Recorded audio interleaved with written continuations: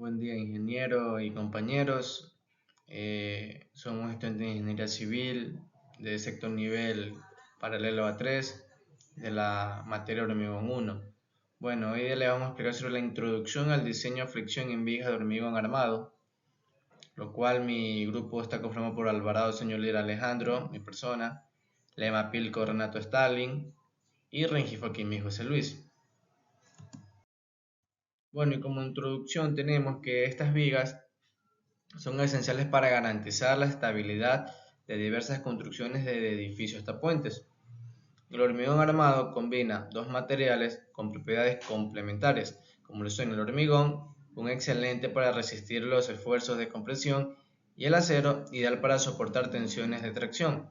Su diseño nos permite distribuir las cargas de manera eficiente hacia los pilares y cimientos, logrando edificaciones seguras y duraderas. Durante este recorrido abordaremos aspectos clave como los principios de diseño, factores que afectan la flexión, normativas aplicables y técnicas constructivas necesarias para optimizar su desempeño. Tenemos que son los fundamentos del hormigón armado y vigas. ¿Qué es el hormigón armado? El hormigón es un material compuesto de arena, grava, agua y cemento y es altamente durable. El acero de refuerzo, con su baja resistencia a la tracción. Tenemos también cuáles son las funciones de las vigas de hormigón armado. Estas absorben cargas y las distribuyen hacia pilares y cimientos. Y tienen también que resisten a la flexión, compresión y tracción mediante su diseño estructural. Tenemos también tipos de vigas.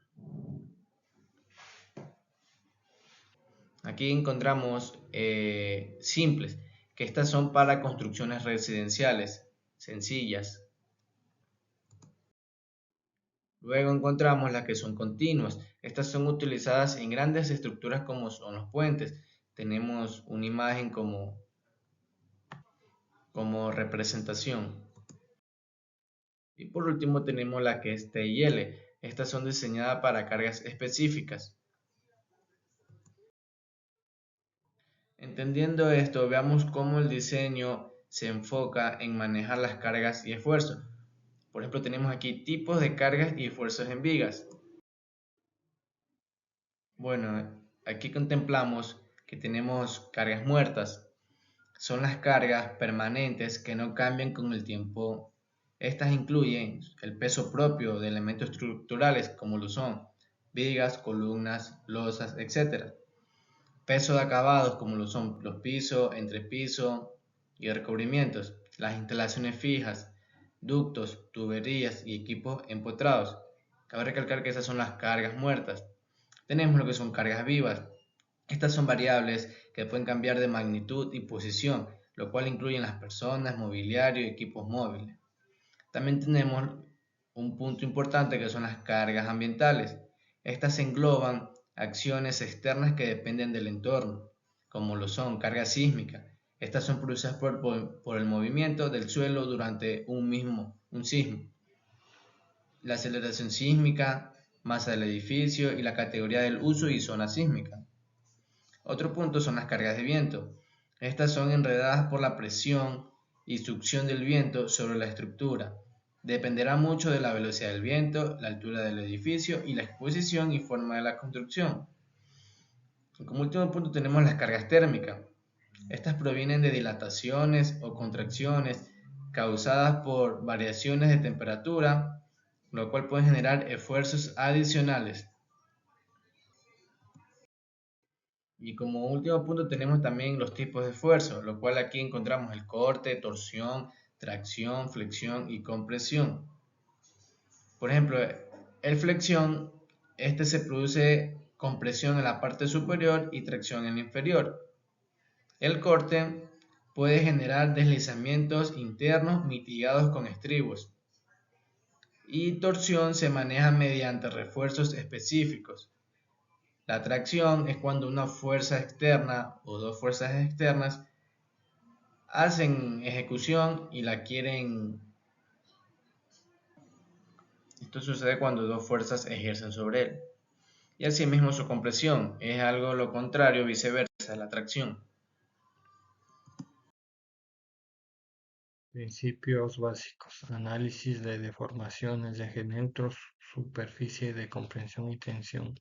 El eje neutro en una viga sometida a flexión es la línea dentro de la sección transversal, donde la tensión longitudinal es nula, es decir, no hay ni comprensión ni tracción por encima del eje neutro. Las fibras del material están en comprensión y por debajo están en tensión. La deformación longitudinal varía linealmente con la distancia al eje neutro. Es cero en esta línea y máxima en las fibras más alejadas, lo que genera tensiones contrarias en las zonas al flexionarse la viga. Este coincide con el centroide del área de la sección para flexionarse sin cargas excéntricas. Uso de la teoría de flexión Euler-Bernoulli para calcular los momentos. En la teoría dice que cuando una viga se flexiona, las secciones transversales que eran planas antes de la flexión siguen siendo planas después de la deformación y permanecen perpendiculares al eje neutro. Esto implica que la deformación en cada punto depende de la distancia neutral. Para el momento flector, que es la medida de la fuerza que causa la flexión, se usa la relación entre esa fuerza, la formación de secciones, y la distancia al eje neutro. La tensión máxima ocurre en la fibra más alejada del eje neutro y se puede calcular utilizando estas propiedades. Normativas aplicables. La normativa ecuatoriana de construcción NEC establece límites de resistencia y deformación. En la normativa NEC 2014, los EL se establecen para evitar que la estructura experimental tenga problemas como las deformaciones excesivas, que pueden afectar el confort de los usuarios o causar daños en elementos no estructurales como divisiones o acabados. La fisuración, especialmente en el concreto reforzado para evitar grietas que pueden comprometer la durabilidad de la estructura o generar problemas estéticos. Las vibraciones. En la estructura como pisos y puentes se deben controlar las vibraciones para garantizar la comodidad y seguridad de los usuarios. En la normativa NEC me dice que el confinamiento en el traslape de las varillas longitudinal no se debe hacer en los nudos una distancia menor que 2h de los extremos del elemento, donde h es el superalte, sitios donde el sistema de análisis indique la posibilidad de formación de roturas plásticas. Los ELS en la NEC consideran las deflexiones máximas permitidas. En ANEC 2014 establece límites de deformación para evitar que el elemento como losas y vigas se hundan excesivamente. Por ejemplo, límites de deflexión como 240 y 60 grados dependiendo de la funcionalidad del elemento. Control de fisuración. Las normativas especifican el diseño del refuerzo para controlar el ancho de las fisuras, especialmente en elementos expuestos a condiciones agresivas, humedad y químicos. Comodidad y percepción del usuario.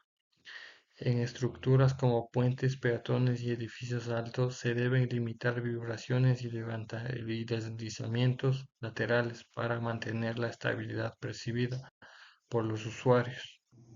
Proceso constructivo. Etapas de proceso.